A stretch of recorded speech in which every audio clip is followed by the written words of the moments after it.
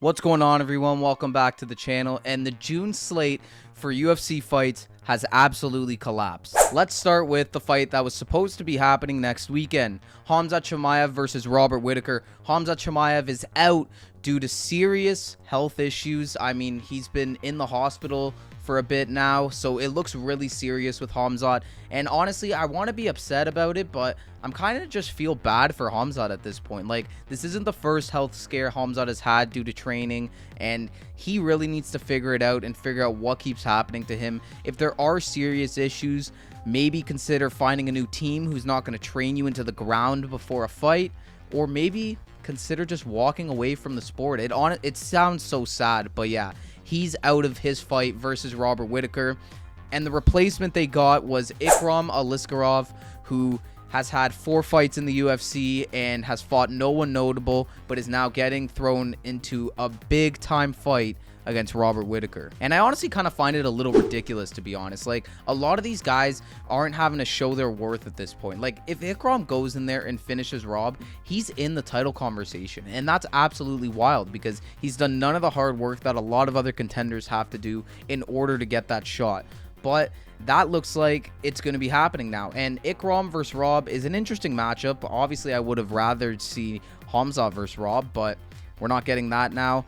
As for how I think this fight would play out, I mean, I would say probably Rob has the advantage because it's on short notice, but Ikram was booked to fight this weekend. So, I mean, he was already in training camp. He was already focusing on cutting weight. So, he's ready. Like, he is going to be ready. I mean, he was going to be fighting in Vegas, so now the fight in Saudi Arabia, the time zone difference might have a play with that, but honestly, I think it's just going to be Robert Whittaker, to be honest with you. He is the better fighter. He's fought the tougher opponents, and on short notice, I don't know if Ikram's going to fully be able to prepare for what the Reaper has to offer. But this wasn't the only fight card that went to shit. UFC 303 has absolutely exploded.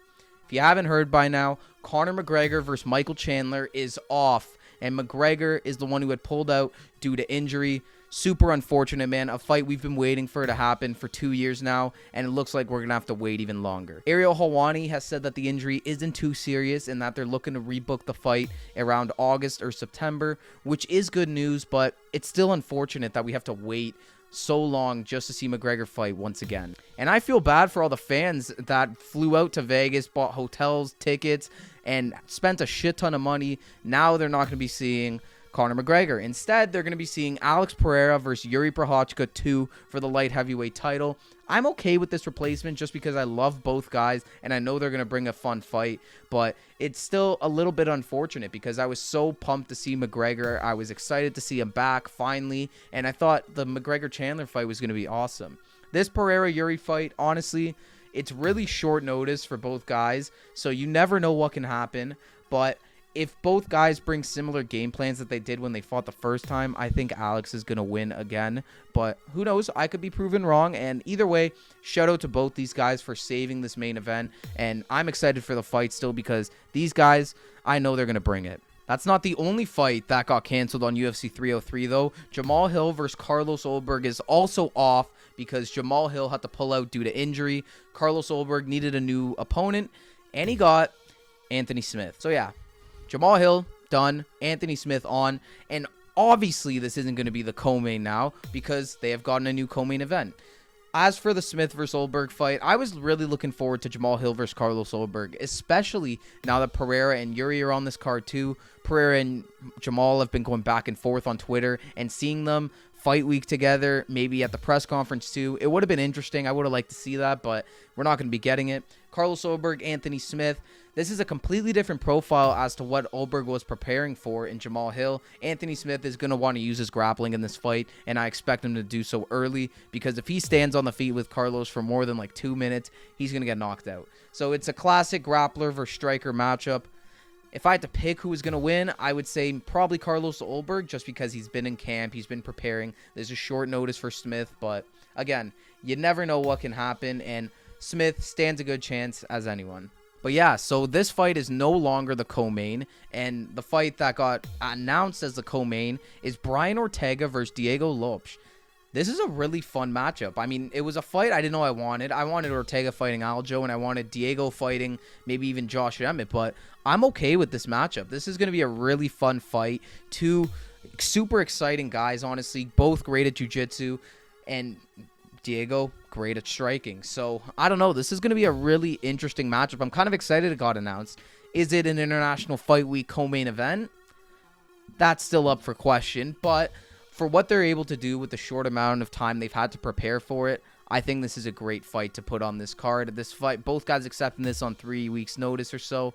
You know they're getting a nice payday for it, as they should. This is going to be a great fight.